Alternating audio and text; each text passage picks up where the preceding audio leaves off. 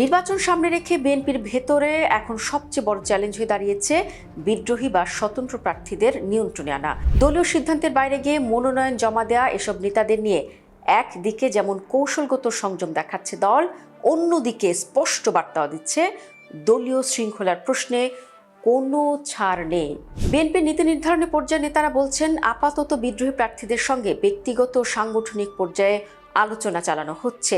এই আলোচনাগুলো কোনো চাপ প্রয়োগের মাধ্যমে নয়, বরং দলীয় ঐক্য, নির্বাচনী কৌশল এবং দীর্ঘমেয়াদী রাজনৈতিক বাস্তবতার সামনে রেখে সিদ্ধান্ত পুনর্বিবেচনার আহ্বান জানানো হচ্ছে।